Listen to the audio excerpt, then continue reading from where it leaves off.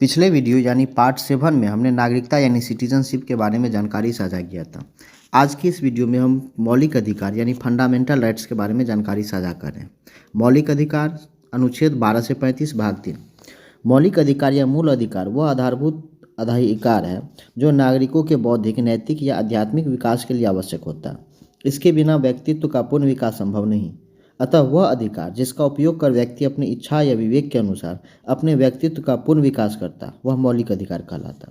भारत के संविधान में सरदार वल्लभ भाई पटेल की अध्यक्षता वाली सिफारिश के आधार पर अमेरिका के संविधान से इसे लिया गया। संविधान सभा में मौलिक अधिकार पर कुल 38 दिन बहस चली थी। 1215 ईस्वी में ब्रिटेन के सम्राट जॉन ने रेनीमेड नामक स्थान पर अपने देश के जमींदारों को कुछ अधिकार लिखित तौर पर वापस किए थे। उसी लिखित दस्तावेज को मौलिक अधिकार से संबंधित प्रथम लिखित दस्तावेज माना जाता, इसलिए इसे मौलिक अधिकार का मैग्ना कार्टा यानी महाअधिकार पत्र भी कहा जाता। भारतीय संविधान के भाग 3 में मौलिक अधिकारों का वर्णन किया गया है, इसलिए भाग 3 को भारतीय संविधान का मैग्ना कार्टा कहा जाता।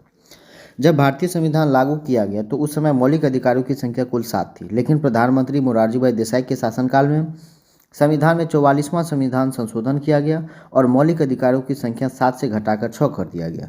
अनुच्छेद 19 एवं 31 में संपत्ति के अधिकार यानी राइट टू प्रॉपर्टी का वर्णन था। इस संशोधन के द्वारा संपत्ति के अधिकार को मौलिक अधिकार से हटाते हुए अनुच्छेद 300 क में शामिल करते हुए कानूनी अधिकार का दर्जा दिया गया। अब वर्तमान में 6 प्रकार के मौलिक अधिकार हैं। पहला समता का अधिकार यानी राइट टू इक्वलिटी, अनुच्छेद 14 से 18। दूसरा स्वतंत्रता का अधिकार, राइट टू फ्रीडम, अनुच्छेद 19 से 22। तीसरा शोषण के विरुद्ध अधिकार, राइट अगेंस्ट एक्सप्लोटेशन, अनुच्छेद 23 एवं 24। चौथा धार्मिक स्वतंत्रता का अधिकार, right to freedom of religion, अनुच्छेद 25 से 28। पाँचवा शिक्षा एवं संस्कृति का अधिकार, कल्चरल एंड एजुकेशनल राइट, अनुच्छेद 29 एवं 30। एवं छठा संवैधानिक उपचारों का अधिकार, राइट टू कॉन्स्टिट्यूशनल रिमेडीज, अनुच्छेद 32। अब हम फंडामेंटल राइट्स के सभी अनुच्छेद यानी 12 से 35 को एक एक करके देखेंगे। अनुच्छेद 12, इसके अंतर्गत यह स्पष्ट किया गया कि मौलिक अधिकार एक व्यक्ति को राज्य के खिलाफ दिया गया। इसी अनुच्छेद के अंतर्गत राज्य का मतलब स्पष्ट किया गया। राज्य को स्पष्ट करते हुए यह कहा गया कि इसके अंतर्गत निम्नलिखित चीज़ों को शामिल किया जाए: भारत सरकार एवं संसद, राज्य सरकार एवं राज्य विधानमंडल, स्थानीय प्राधिकारी एवं अन्य प्राधिकारी। अनुच्छेद 13, इस अनुच्छेद के अंतर्गत यह कहा गया कि मौलिक अधिकार की रक्षा की जिम्मेवारी सुप्रीम कोर्ट एवं हाई कोर्ट की होगी। इसमें यह भी कहा गया है कि 26 जनवरी 1950 से पहले का कोई भी कानून यदि मौलिक अधिकार में कमी करता हो तब वह कानून अपने आप रद्द समझा जाएगा।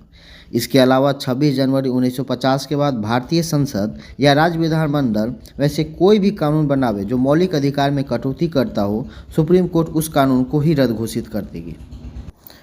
अब पहला मौलिक अधिकार यानी समता का अधिकार, राइट टू इक्वलिटी, अनुच्छेद 14 से 18। अनुच्छेद 14, भारत के अंतर्गत रहने वाले सभी लोग एक समान हैं। सभी व्यक्ति को कानून के समक्ष समता एवं कानून के समान संरक्षण का अधिकार प्राप्त है। कानून के समक्ष समता यह शब्द ब्रिटेन से लिया गया। वहाँ के विद्वान प्रोफेसर डाइसी ने इस शब्द का प्रयोग पहली बार किया था। इसका अर्थ यह है कि कानून के नज़र में सभी लोग एक समान होते हैं, क्योंकि सभी व्यक्तियों के लिए एक ही न्यायालय और एक ही कानून है। कानून के समान संरक्षण यह शब्द अमेरिका से लिया गया। इसका अर्थ यह है कि समान परिस्थिति में सभी लोगों को कानून एक जैसा सुरक्षा देगा, अर्थात पद या आर्थिक स्थिति के आधार पर राज्य किसी भी प्रकार का भेदभाव नहीं करेगा। अनुच्छेद 15, धर्म, मूल, वंश, जाति, लिंग एवं जन्म के स्थान के आधार पर भेदभाव समाप्त। इसी अनुच्छेद के अंतर्गत सामाजिक समानता के सिद्धांत का उल्लेख किया गया। इस अनुच्छेद के अनुसार राज्य किसी नागरिक के विरुद्ध केवल धर्म, वंश, जाति, लिंग या जन्म स्थान के आधार पर भेदभाव अथवा इनमें से किसी एक के आधार पर दुकान, सार्वजनिक भोजनालय, सार्वजनिक कुआं, तालाब, स्नान घर या सड़क के उपयोग करने से नहीं रोक सकेगा। अनुच्छेद 15 के भाग 3 में यह कहा गया कि राज्य महिलाओं एवं बालकों के लिए कोई भी कानून बनावे तो वह वैध होगा। अनुच्छेद 15 के भाग 4 में कहा गया कि राज्य अनुसूचित जाति एवं जनजाति के विकास के लिए यदि कोई विशेष कानून बनावे तो वह वैध होगा। अनुच्छेद 15 के ही भाग 5 के अंतर्गत अनुसूचित जाति एवं जनजाति के छात्रों को निजी शिक्षण संस्थान में कुछ सीट आरक्षित किया गया। अनुच्छेद 16, लोक सेवा में अवसर की समानता। अनुच्छेद 16 के अनुसार भारत के सभी नागरिकों को सरकारी पद पर नियुक्ति के लिए एक समान अवसर उपलब्ध होगा। राज्य, धर्म, वंश, जाति, लिंग, जन्म स्थान या उद्भव के स्थान पर नौकरी देने में भेदभाव नहीं करेगा। अनुच्छेद 16 के अंतर्गत संसद को यह अधिकार दिया गया कि यदि किसी राज्य सरकार के नौकरी में यदि वह चाहे तो उस राज्य के निवास की योग्यता जरूरी कर सकता है। अनुच्छेद 16(4) के अंतर्गत अनुसूचित जाति, जनजाति एवं पिछड़े वर्ग के लोगों को नौकरी में आरक्षण दिया जा सकता है। इसी अनुच्छेद के अंतर्गत अन्य पिछड़े वर्ग के छात्रों को मंडल कमीशन की रिपोर्ट के आधार पर 27% आरक्षण दिया गया है। अनुच्छेद 17 छुआछूत या अस्पृश्यता का अंत यानी अनटचेबिलिटी का अंत। अनुच्छेद 17 के अंतर्गत छुआछूत को समाप्त कर दिया गया है। अब कोई भी व्यक्ति जाति, धर्म, वर्ग के आधार पर छुआछूत नहीं करेगा अथवा ऐसा कोई भी व्यवहार नहीं करेगा जिससे अप्रत्यक्ष तौर पर अस्पृश्यता को बढ़ावा मिलता हो। भारतीय संसद को यह अधिकार दिया गया कि वह छुआछूत को रोकने के लिए उचित कानून बना सकती है। इसी के अंतर्गत भारत के प्रत्येक जिला में अनुसूचित जाति के लिए थाना खोला गया। अनुच्छेद 18 उपाधियों का अंत। अनुच्छेद 18 के अंतर्गत देश के किसी भी व्यक्ति को कोई विशेष या सामान्य उपाधि ग्रहण करने से मना कर दिया गया, लेकिन शिक्षा या सेना का क्षेत्र अपवाद है। यदि कोई भी भारत के नागरिक को कोई विदेशी सरकार उपाधि दे तो वह भारत के राष्ट्रपति की अनुमति से ही ग्रहण करेगा। इसके अलावा वैसा कोई भी गैर भारतीय जो भारत के अंतर्गत कार्यरत है, यदि कोई विदेशी सरकार उसे उपाधि देना चाहे तो वह भारत के राष्ट्रपति की अनुमति से ही वह उपाधि स्वीकार कर सकता है। अब दूसरा फंडामेंटल है स्वतंत्रता का अधिकार, राइट टू फ्रीडम, अनुच्छेद 19 से 22। अनुच्छेद 19 इस अनुच्छेद के अंतर्गत प्रारंभ में 7 प्रकार की स्वतंत्रता दिया गया, लेकिन अब इसकी संख्या 6 है। पहला, बोलने एवं विचार प्रकट करने की स्वतंत्रता। दूसरा, शांतिपूर्ण तथा बिना हथियार के सम्मेलन करने की स्वतंत्रता। तीसरा, किसी भी प्रकार के संस्था या संघ बनाने की स्वतंत्रता। चौथा, भारत के अंदर बिना किसी बाधा के कहीं भी घूमने की स्वतंत्रता। पांचवा, भारत के अंदर जम्मू कश्मीर को छोड़कर उसके किसी भी स्थान में अस्थायी रूप से बस जाने की स्वतंत्रता, लेकिन अब यह भी जम्मू कश्मीर वाला कंडीशन समाप्त कर दिया गया। छठा, भारत के अंतर्गत चल एवं अचल संपत्ति रखने की सुरक्षा, लेकिन 44वां संविधान संशोधन के द्वारा इसे समाप्त कर दिया गया। सातवां, भारत के अंदर कोई भी व्यापार करने की स्वतंत्रता। प्रेस की स्वतंत्रता का अधिकार, सूचना का अधिकार एवं राष्ट्रीय झंडा फहराने का अधिकार भी अनुच्छेद 19(1) के अंतर्गत ही एक मौलिक अधिकार है। भारत के राजनीतिक दल या विभिन्न संगठनों के द्वारा बंद का आयोजन करना एक मौलिक अधिकार नहीं है। यह फैसला सबसे पहले केरल हाईकोर्ट ने दिया था।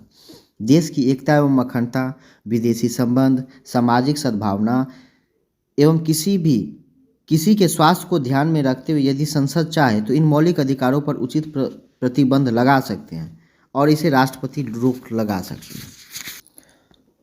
अनुच्छेद 20 अपराधों के लिए दोष सिद्धि के संबंध में संरक्षण। अनुच्छेद 20 के द्वारा प्रत्येक व्यक्ति को यह अधिकार दिया गया कि उसे तब तक सजा नहीं दिया जा सकता जब तक उसने प्रचलित कानून का उल्लंघन नहीं किया। इसके अलावा किसी भी व्यक्ति को किसी अपराध के लिए उससे अधिक सजा नहीं दिया जा सकता जो कानून के द्वारा उस अपराध के लिए निर्धारित किया गया। साथ ही साथ एक अपराध के लिए किसी व्यक्ति को एक बार से अधिक सजा नहीं दे सकते तथा किसी भी अपराधी को अपने ही विरुद्ध गवाही देने के लिए बाध्य नहीं किया जा सकता। अनुच्छेद 21 प्राण एवं दैहिक स्वतंत्रता। प्राण एवं दैहिक स्वतंत्रता का अधिकार जीवन के दृष्टि से सबसे महत्वपूर्ण अधिकार है। अनुच्छेद 21 के अनुसार किसी व्यक्ति को उसके प्राण या दैहिक स्वतंत्रता से विधि द्वारा स्थापित प्रक्रिया के द्वारा ही वंचित किया जाएगा। प्राण के स्वतंत्रता के अंतर्गत उस स्वतंत्रता को भी शामिल किया गया जो व्यक्ति के जीवन के अर्थपूर्ण एवं सार्थक बनाते हैं। इसी तरह दैहिक या शारीरिक स्वतंत्रता किसी व्यक्ति को अवैध रूप से गिरफ्तारी के विरुद्ध सुरक्षा देता है। सुप्रीम कोर्ट ने एक महत्वपूर्ण फैसला में यह भी कहा कि नियमों का पालन करते हुए जीविकोपार्जन हेतु विदेश यात्रा करना भी एक मौलिक अधिकार है। इसी तरह संविधान में 86वां संशोधन करते हुए शिक्षा के अधिकार को मौलिक अधिकार के रूप में इसी अनुच्छेद में शामिल किया। अनुच्छेद 22 यानी गिरफ्तारी के विरुद्ध संवैधानिक संरक्षण। अनुच्छेद 22 के अनुसार किसी भी व्यक्ति को गिरफ्तार करने से संबंधित संसद के द्वारा जो भी कानून बनाया जाएगा उसमें निम्नलिखित बातों को शामिल किया जाएगा। किसी भी गिरफ्तार किए गए व्यक्ति को उसके गिरफ्तारी के 24 घंटे के अंदर न्यायालय में उपस्थित करना आवश्यक होता है। किसी भी अभियुक्त को उसकी इच्छानुसार वकील रखने की छूट होगी। किसी भी अभियुक्त को किसी एक अपराध हेतु एक बार से अधिक सजा नहीं दिया जा सकता। किसी नकारात्मक गिरफ्तारी के अंतर्गत किसी भी अभियुक्त को हाईकोर्ट की आज्ञा के बिना 90 दिन से ज़्यादा कैद नहीं रखा जा सकता। अब तीसरा मौलिक अधिकार, शोषण के विरुद्ध अधिकार, राइट अगेंस्ट एक्सप्लॉयटेशन, अनुच्छेद 23 एवं 24। अनुच्छेद 23, दास एवं बेगारी प्रथा पर रोक। इस अनुच्छेद के अंतर्गत दास प्रथा एवं बेगार प्रथा पर रोक लगा दिया गया। दास प्रथा के अंतर्गत कोई भी व्यक्ति किसी के यहाँ वंशानुगत रूप से नौकर के रूप में काम करते रहता था, जबकि बेगार प्रथा के अंतर्गत किसी मजदूर या नौकर से बिना पैसा दिए हुए काम करवाना शामिल था। अनुच्छेद 24, बाल श्रम पर रोक। इसी अनुच्छेद के अंतर्गत 6 से 14 वर्ष तक के बच्चों को घर, होटल, खेत या किसी संस्थान या उद्योग में काम करने के लिए रोक लगा दिया गया। धार्मिक स्वतंत्रता का अधिकार, अनुच्छेद 25 से 28। अनुच्छेद 25, इस अनुच्छेद के अंतर्गत यह स्पष्ट किया गया कि भारत के किसी भी व्यक्ति को सार्वजनिक व्यवस्था, आपसी भाईचारा एवं देश की एकता, अखंडता एवं स्वास्थ्य को ध्यान में रखते हुए प्रत्येक व्यक्ति को अपने धर्म के अनुसार आचरण करने या उसे मानने या प्रचार करने की छूट होगी। सिख धर्म के लोग इसी अनुच्छेद के अंतर्गत तलवार धारण करते हैं। अनुच्छेद 26, धार्मिक कार्यों के प्रबंधन का अधिकार।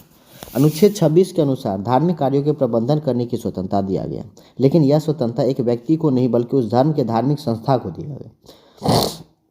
लेकिन यदि किसी संस्था को संसद के कानून के द्वारा स्थापित किया गया तब उसे धार्मिक कार्यों के प्रबंधन की स्वतंत्रता नहीं होगी। इसके अलावा कोई भी धार्मिक संस्था चल या अचल संपत्ति अर्जित कर सकता। अनुच्छेद 27, धार्मिक खर्च पर कर से मुक्ति। इस अनुच्छेद के अनुसार यदि कोई व्यक्ति अपने धार्मिक कार्यों के लिए चल या अचल संपत्ति अर्जित करता है तो वह उस पर किसी भी प्रकार का कर नहीं लगेगा। अनुच्छेद 28, धार्मिक शिक्षा या प्रार्थना में उपस्थित होने के बारे में स्वतंत्रता। इस अनुच्छेद के अनुसार राज्य द्वारा चलाया जाने वाला किसी भी शिक्षण संस्थान में धार्मिक शिक्षा प्रदान नहीं किया जाएगा, लेकिन निजी शिक्षण संस्थान में धार्मिक शिक्षा दिया जा सकता है, लेकिन किसी विद्यार्थी की इच्छा के विपरीत धार्मिक शिक्षा नहीं दिया जा सकता। यदि निजी शिक्षण संस्थान में पढ़ने वाले बच्चे छोटे हैं तब उनके अभिभावक की अनुमति से ही धार्मिक शिक्षा या प्रार्थना दिया जा सकता है। अब पांचवा मौलिक अधिकार, शिक्षा एवं संस्कृति का अधिकार, एजुकेशनल एंड कल्चरल राइट। अनुच्छेद 29 से 29। अनुच्छेद 29, भारत के कहीं भी निवास करने वाले नागरिकों के प्रत्येक वर्ग को जिनकी अपनी विशेष भाषा, लिपि एवं संस्कृति है, राज्य उसे बनाए रखने की गारंटी देती है। भारत के किसी भी नागरिक को राज्य द्वारा सहायता प्राप्त शिक्षण संस्थान में केवल धर्म, वंश, जाति या भाषा के आधार पर प्रवेश देने से इनकार नहीं किया जा सकता। अनुच्छेद 30, इस अनुच्छेद के अनुसार भारत के किसी भी अल्पसंख्यक वर्ग को अपनी भाषा या धर्म के आधार पर अपनी इच्छानुसार शिक्षण संस्थान स्थापित करने का अधिकार है। यदि राज्य किसी भी निजी शिक्षण संस्थानों को किसी भी प्रकार का सहायता देगा तो धर्म के आधार पर भेदभाव नहीं करेगा। अब छठा मौलिक अधिकार, संवैधानिक उपचारों का अधिकार, राइट टू कॉन्स्टिट्यूशनल रेमेडीज। अनुच्छेद 32, भारतीय संविधान में मौलिक अधिकारों की रक्षा करने की जिम्मेवारी सुप्रीम कोर्ट एवं हाई कोर्ट को दिया गया, जैसा कि हमने अनुच्छेद 12 में बतलाए थे। अर्थात सुप्रीम कोर्ट एवं हाई कोर्ट की यह जिम्मेवारी होता है कि वह मौलिक अधिकारों की रक्षा करे। इसी अधिकार को संवैधानिक उपचारों का अधिकार कहा जाता है। मौलिक अधिकारों की रक्षा करने हेतु सुप्रीम कोर्ट अनुच्छेद 32 के अंतर्गत कुछ 5 प्रकार के आदेश जारी करता है, जबकि अनुच्छेद 226 के अंतर्गत हाईकोर्ट भी 5 प्रकार के आदेश जारी करता है। इसी आदेश को संवैधानिक भाषा में रीट कहा जाता है। डॉक्टर अंबेडकर ने अनुच्छेद 32 को भारतीय संविधान की आत्मा कहा है। सुप्रीम कोर्ट एवं हाईकोर्ट द्वारा 5 प्रकार के रीट जो जारी किए जाते हैं वो इस प्रकार है। पहला, बंदी प्रत्यक्षीकरण यानी habeas corpus. Habeas corpus Latin भाषा का एक शब्द है जिसका अर्थ होता है गिरफ्तार व्यक्ति को न्यायालय के सामने उपस्थित करना। यदि राज्य किसी व्यक्ति को गलत तरीके से गिरफ्तार करता है तब सुप्रीम कोर्ट या हाई कोर्ट राज्य को गिरफ्तार किए गए व्यक्ति को अदालत में उपस्थित करने का आदेश देती है। यदि गिरफ्तारी गलत है तब गिरफ्तार किए गए व्यक्ति को छोड़ते हुए न्यायालय राज्य को कठोर से कठोर सजा दे सकता है। दूसरा, परमादेश, मैंडमस। मैंडमस भी लैटिन भाषा का एक शब्द है जिसका अर्थ है आज्ञा देना या आदेश देना। यदि राज्य कानून के द्वारा सौंपे गए किसी कार्य का पालन उचित ढंग से नहीं करता तब सुप्रीम कोर्ट या हाई कोर्ट उसके कर्तव्य पालन करने के लिए जो आदेश जारी करता है उसे मैंडमस कहा जाता है। तीसरा, प्रतिषेध, प्रोहिबिशन। सुप्रीम कोर्ट एवं हाई कोर्ट के द्वारा यह आदेश तब जारी करता है जब राज्य या कोई निचली अदालत अपने अधिकार क्षेत्र से बाहर जाकर काम करता। सुप्रीम कोर्ट एवं हाई कोर्ट उसे अपनी सीमा में रहकर कार्य करने का आदेश जारी करता। चौथा, उत्प्रेषण, सेटेरियन। सुप्रीम कोर्ट या हाई कोर्ट अपने अंतर्गत आने वाले न्यायालय के लिए यह आदेश जारी करता है। यदि ऊपरी अदालत निचली अदालत के किसी निर्णय या मुकदमे की सुनवाई से संतुष्ट नहीं है तब उस पर सुनवाई हेतु अपने यहाँ मंगा सकता है या अन्य न्यायालय में भेज सकता है। 5वां, अधिकार परीक्षा कोवेरेंटो। अधिकार परीक्षा का शाब्दिक अर्थ होता है आपका अधिकार क्या। यह आदेश वैसे व्यक्ति के विरुद्ध जारी किया जाता है जो किसी सार्वजनिक पद को अवैध ढंग से धारण करता है। यही कुल 6 प्रकार के मौलिक अधिकार थे। अब अनुच्छेद 33, देश हित को ध्यान में रखते हुए यदि राज्य चाहे तो सेना, अर्धसैनिक बल, गुप्तचर संगठन एवं दूरसंचार विभाग में काम करने वाले व्यक्ति के मौलिक अधिकार में कटौती कर सकता है। इसके लिए कानून बनाने का अधिकार संसद यानी पार्लियामेंट को है। अनुच्छेद 34, यदि किसी क्षेत्र में सैनिक शासन लागू हो तो संसद चाहे तो कानून बनाकर मौलिक अधिकार में कटौती कर सकता है। अनुच्छेद 35, मौलिक अधिकार से संबंधित किसी भी प्रकार का कानून बनाने का अधिकार भारतीय संसद को होता है जबकि राज्य विधानमंडल को नहीं। धन्यवाद।